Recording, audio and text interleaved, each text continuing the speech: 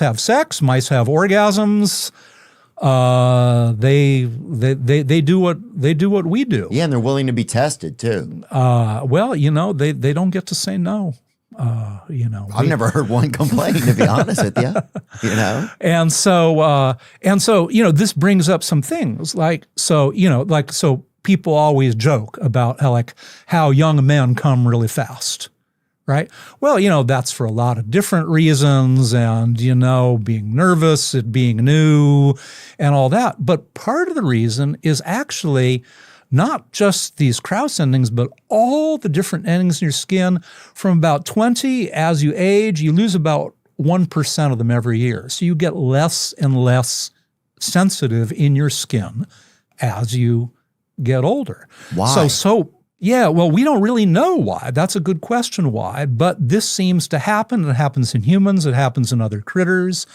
And so part of the reason why old guys don't come as soon and sometimes have a problem coming at all is because fewer and fewer of the nerve endings that trigger orgasm are there. You lose them as you age. Yeah. The same thing happens, interestingly, with nerve endings for pain. So you might have heard, for example, that like old folks that are confined to bed get bed sores. Well, and you might think, well, why? And they get it from just laying in one position and wearing a hole in the skin. You would think, oh, God, that would hurt like hell. Why don't they just move to a different spot?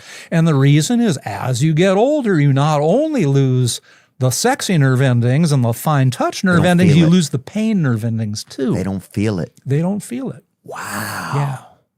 Yeah. I mean, that's why. Dude, even if I ejaculate or whatever, it's like a couple mealworms getting out of a sleeping bag, I mean, definitely things change, Things change. And my father was 70 when I was born, which is I just say that now because I never really thought about this. Could there be something different about his DNA or like genetics or something at that age? Could there be something at that age that would make me any different than a younger, like a child, say if his father was 35? Well, so, that's an interesting thing. So men are different in the sense that, you can still, produce sperm later into your years, whereas, women have menopause and there's a hard stop. But I'm not an expert in this, but it is my understanding that there are some things that are more likely to occur with older paternal age. And it's not something I know a lot of the details about. I heard you talk on the Huberman podcast about having traits which we often think are genetic, but that are actually attributed to early life experiences. Can you talk a little bit more about that? There's a really interesting one of these that was discovered in World War II. So early in World War II, the Japanese army was just rolling through Asia, right? They rolled through China and British Malaysia and Singapore and Burma and they were up to the edge of India and just nobody could stop them. They were just a machine, but not everything was perfect. And part of the problem was that a lot of the Japanese soldiers were having heat stroke. It was hot there in the tropics where they were fighting, and they were just keeling over with heat stroke. And so the doctors in the Japanese armies were looking into this because it was getting to be a problem. They said, oh, well, the soldiers that are having the problem with heat stroke are more likely to come from northern Japan. Japan is oriented north to south. The most northern island, Hokkaido, is pretty chilly. They've got mountains and snow. The most southern island, Kyushu, is pretty tropical. And so there's a big variation. It's like San Diego to, Seattle or something like that. Yeah. Right? And so they said, well, the people who come from the north, they're the ones who are having the problem, the hot weather. And you might think, oh, well, I know how that happened. They come from families that have been there a long time, and then gradually they've evolved to be less good in hot weather because their sweat glands aren't as good. And what it is that we actually all have pretty much the same density of sweat glands, but if you come from a hot climate, more of your sweat glands receive nerves from your brain and can get the signal to sweat more when you're hot, right? And it turns out if you come from South Japan, you've got a lot of those sweat glands that get messages from your brain. And if you come from North Japan, you got fewer of them. People say, oh, that's just evolution over a long period of time. But when they looked into the data a little more carefully, it was really interesting. It turns out that if you grew up in southern Japan, even if your parents and your grandparents and all your line before you came from northern Japan, you had lots of innervated sweat glands and you did fine in the heat. Or if it went the other way, and let's say you're from an old South Japan family, but your parents moved to North Japan and you grew up there in the first years of your life, no, you developed the sweat glands of a northerner and you'd have a problem with the heat.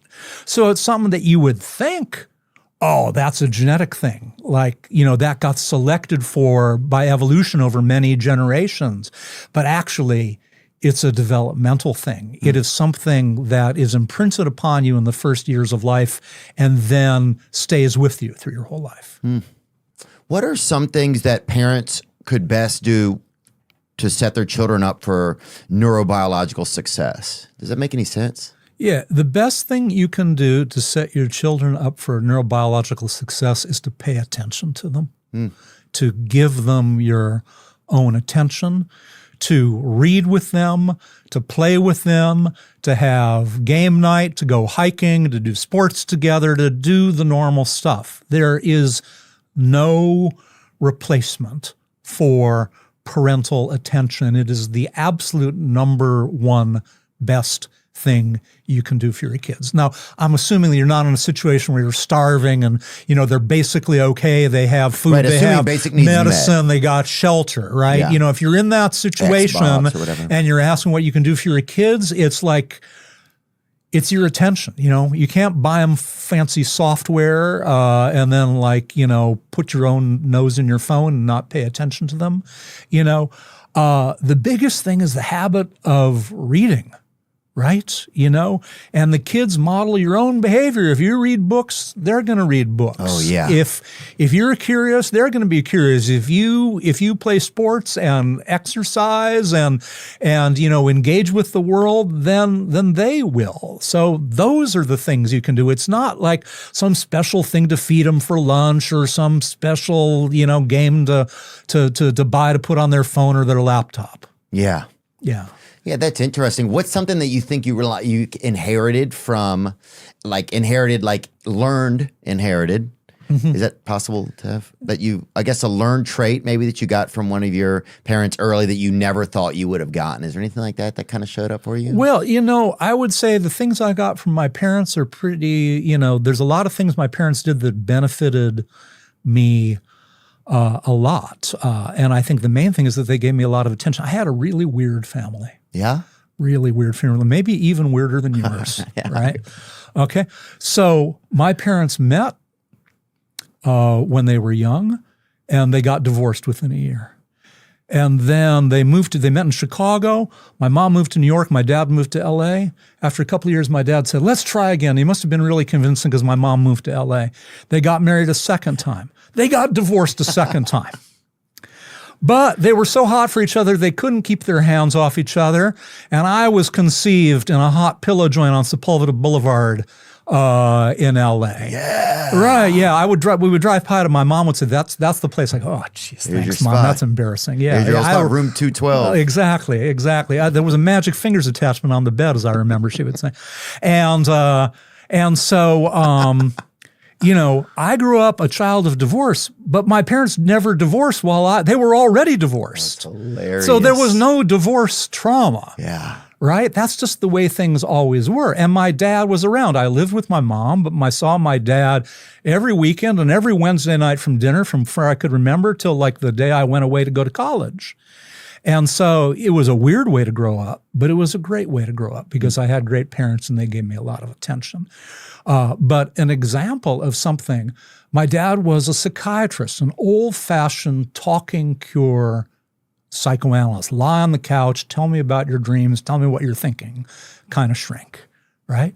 And so, Wednesday night dinner with my dad, what would we do? We'd talk about his patients. Now, of course, like he wouldn't say their names or he'd keep it anonymous. He was ethical. Yeah, he was a HIPAA hero. I would say, hey, Dad, like what's up with your narcissist? Oh, well, yeah, he had this dream.